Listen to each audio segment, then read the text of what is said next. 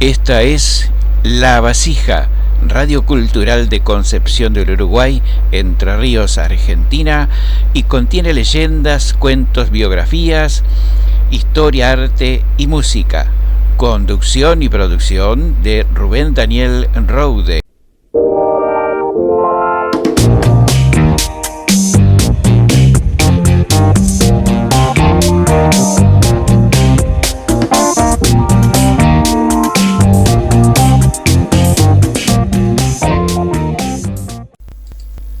Gracias por estar nuevamente compartiendo este momento conmigo por este medio de La Vasija. Y para hoy tengo para comentarte quiénes eran los bandeirantes y qué hacían por esta zona del norte de Argentina, sur de Brasil. Además, cómo eran los viajes en diligencia, aquellas que conocemos a través de las películas del lejano oeste, y un personaje referido también que tiene que ver con estas diligencias. Vamos a contar el secreto de Charlie Parkhurst. Por otra parte, también quiero comentarte quién fue Alphonse Capone, su vida, creo que ya lo estarás intuyendo de quién se trata, y un poquito de música con la gentileza de YouTube. Vamos a escuchar All the Fixing, interpretado por Zachariah Hickman. Espero que te guste.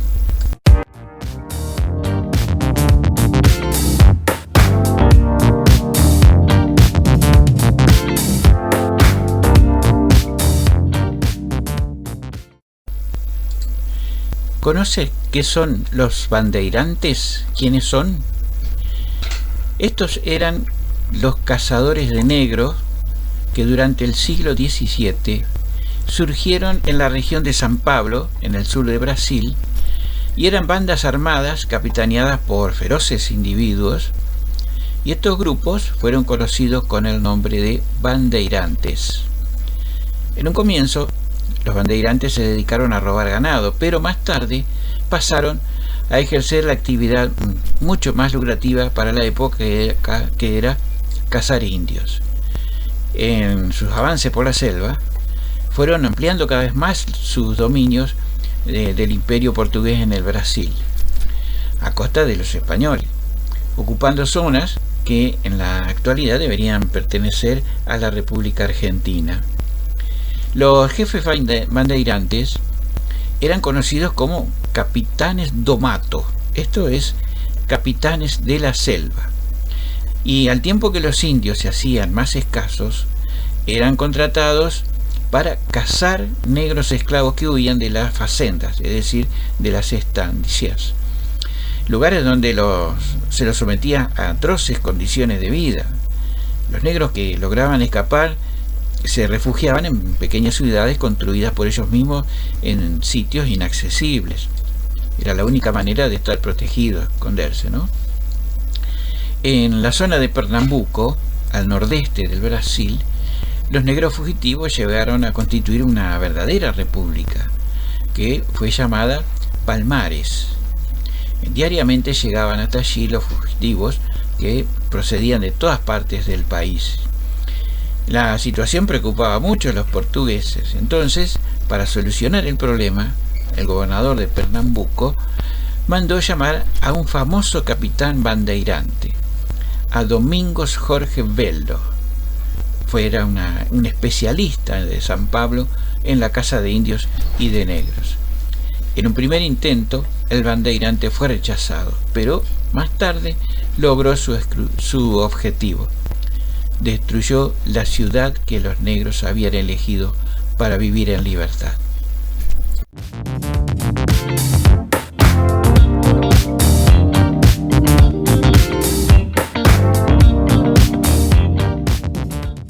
A continuación voy a contarte cómo eran los viajes en diligencia en la época, allá por el año 1880, en el lugar donde estaban los cowboys en Norteamérica. Este es un artículo que fue publicado por Francisco Javier Tostado, que él a su vez lo extrajo de la Biblioteca del Congreso. Y cuenta que a los que nos gustan las películas del viejo oeste, recordamos con cierta nostalgia las diligencias que eran asaltadas por bandas de famosos bandidos como Jesse James, que fue muy conocido en su época y pasó a la historia como uno de los bandidos más prestigiosos, por decirlo de alguna manera.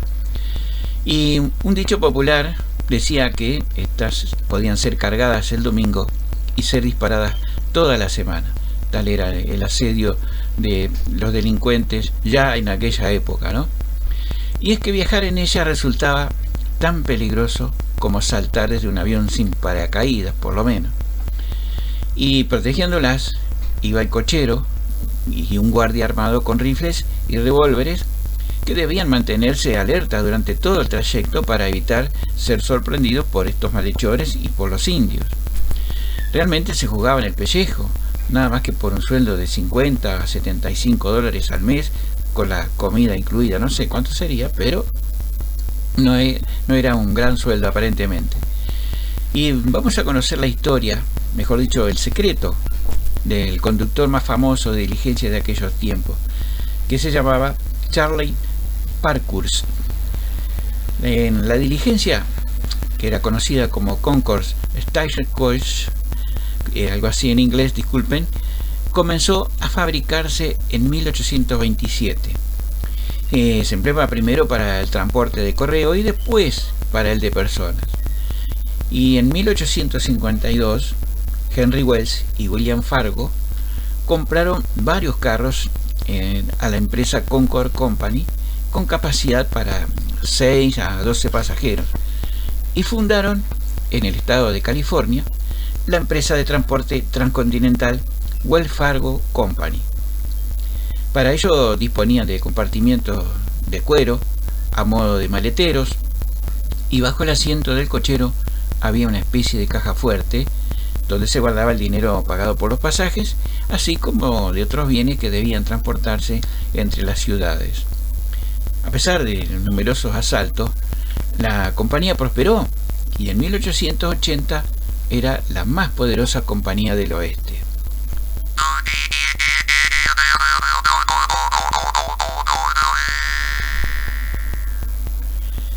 Pero no pienses que el viaje en la diligencia resultaba cómodo. Todo lo contrario, el polvo, el traqueteo, dormir en insanas posadas. Además, los pasajeros debían cumplir una serie de reglas para ser admitidos como viajeros. Por ejemplo, debían abstenerse de consumir alcohol, pero si bebían debían compartir la botella con los demás pasajeros. También los hombres no debían fumar en pipa o puros porque su olor era repulsivo para las mujeres. Y si se mascaba tabaco, debía escupirse por la ventanilla y nunca en contra del viento, por razones obvias, ¿no? También, si hacía frío, la compañía proporcionaba mantas de piel de búfalo que debían compartirse si no querían exponerse a viajar al lado del conductor, que era peor. Y si se dormía, no se podía roncar fuerte ni usar el hombro de su acompañante. Muy usual hoy, a veces en algunos colectivos de larga distancia.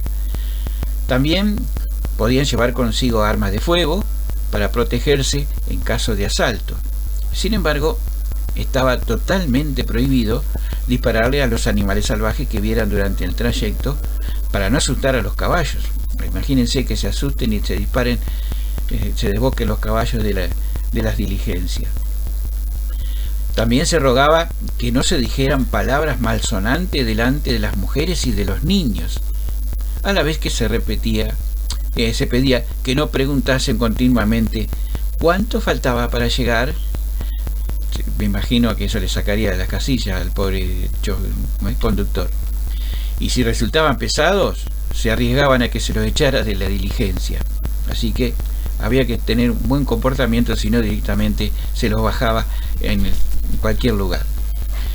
Y por último te voy a comentar que esto, que no es menos importante, estaba terminantemente prohibido hablar de los atracos a diligencias durante el trayecto. Claro, porque iba generando ya pánico entre los pasajeros.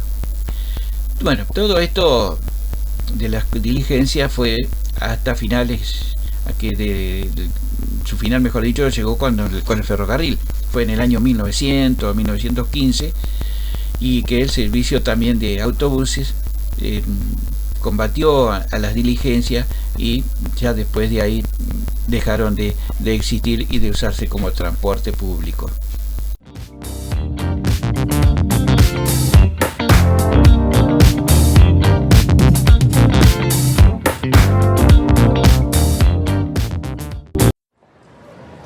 Mírame bien, si le cuentas a alguien lo que pasó, vas a sentir dolor, mucho dolor, ¿entendiste? Yo no voy a decir nada. Te voy a tener vigilado, ¿oíste? Tranquilo. Amenazas, gestos groseros, miradas de odio. Esto es maltrato, bullying psicológico. El bullying psicológico es difícil de detectar, ya que el agresor permanece en el anonimato y la víctima no se atreve a hablar. Si ves a tu hija o a tu hijo muy callado o se encierra en el cuarto, Si sus calificaciones han bajado, si ya no habla contigo, es posible que esté sufriendo bullying psicológico. El acoso escolar entre alumnos es una epidemia silenciosa. vacúnate contra el bullying, denunciando a los agresores.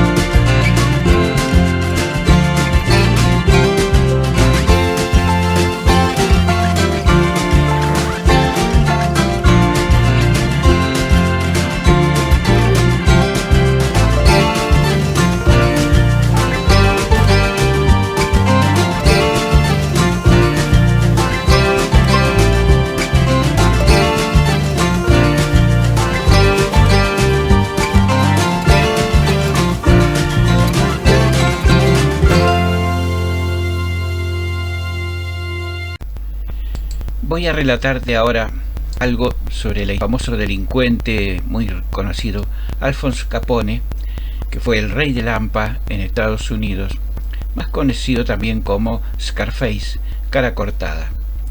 Esta cicatriz que surcaba la cara, que le valía este sobrenombre, era un símbolo de sus aspiraciones personales. Este joven Capone había nacido en Nápoles en 1899 y creció como inmigrante entre la pobreza del barrio neoyorquino de Five Point, y abandonó la escuela en el 4º grado para ayudar a su familia a salir adelante. Pero salir adelante en Five Point no era empresa fácil, y menos para un adolescente inquieto y pendenciero como Al Capone. Conoció como soldado la gran carnicería humana que supuso el verdadero cambio de siglo, lo que fue la Gran Guerra de 1914. Y la pandilla de matones de Five Point, en la que ingresó a su regreso, le enseñó el camino fácil para hacerse con dinero y con el respeto social que genera el miedo. Realmente, la carrera de gángsters era una tentación para unos chicos duros y sin escrúpulos, crecidos entre miseria y corrupción.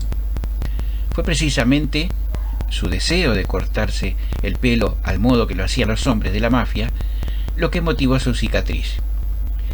El peluquero se negó a proporcionarle ese aspecto, y durante la pelea, es decir, sobre ese corte de pelo, y durante la pelea que siguió por esta discusión, la navaja del peluquero que tenía en la mano dejó su tremenda huella en el rostro de Capone. Una herida que lejos de desanimarle, vino a convertirse en el permanente recordatorio de cuál era el camino que había elegido.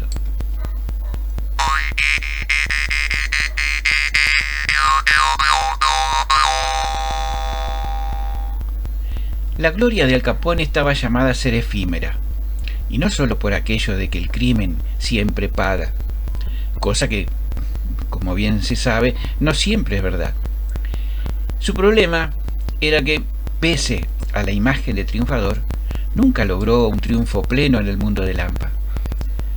Jamás fue aceptado como capo de la mafia de Estados Unidos, por muchos beneficios que hubiera aportado a esta, y por eficaces que fueran. Los investigadores habían detectado en las cuentas de este napolitano un delito de evasión de impuestos, por el que fue detenido el día 5 de junio de 1931. Fue multado con el pago de $80.000 y lo condenaron a 11 años de cárcel, y el quien tuvo a cargo esta condena fue el juez Wilkerson. Fue una condena con la que Capone no contaba, pues había hecho sobornar al jurado, y justo cuando ya se daba por absuelto, hubo un cambio de jurado en el último momento, y esto impidió que su soborno surtiera efecto. Su última triquiñuela había fracasado. Al Capone pasó 8 años en la célebre prisión de Alcatraz, una morada de los más peligrosos delincuentes del país. Algunos de ellos eran antiguos conocidos de Capone, como tránsfuga de origen checoslovaco Víctor Conde Lustig, quien años después se había atrevido a estafar al propio Capone con $50.000, pero no tardó en devolvérselos, temeroso de las represalias. Al Capone no solo no le había asesinado, sino que le recompensó con $5.000 por su honestidad. Una muestra más del singular código de honor de los mafiosos. En 1939, un 19 de noviembre, Al Capone salía de la cárcel en libertad bajo palabra, pero loco como una cabra, según decían los diarios. ¿Por qué? Una vieja infección de sífilis, contraída en sus años de gloria, había corroído su cerebro, y así consumió los siguientes años de su vida, hasta que el 23 de enero de 1947 falleció en Florida como un patético e idiota rey destronado. La triste historia de un mafioso, de Alphonse Capone, más conocido como Cara Cortada, Scarface. Ahora que nos toca quedarnos en casa por el coronavirus, podemos crear rutinas. O sea, planificar cosas para que toda la familia haga cada día. Por ejemplo, en mi casa ya tenemos un horario para que entre todos limpiemos la casa, preparemos las comidas y también para jugar y pasar tiempo en familia. Y en mi casa ya pusimos una hora para acostarnos, otra para estudiar o trabajar desde casa y otra para levantarnos. En la rutina también debemos dejar tiempo libre para que cada miembro de la familia pueda hacer las cosas que más les gustan. También debemos ayudar a que nuestros hijos e hijas sigan aprendiendo, con juegos y actividades educativas, como leer cuentos y oír canciones o hacer dibujos. Es bueno tener rutinas, ya que nos permitirán convivir con orden, alegría y armonía. ¿Te animas a preparar una rutina con tu familia? Todos juntos contra el coronavirus. Un mensaje de UNICEF y esta emisora.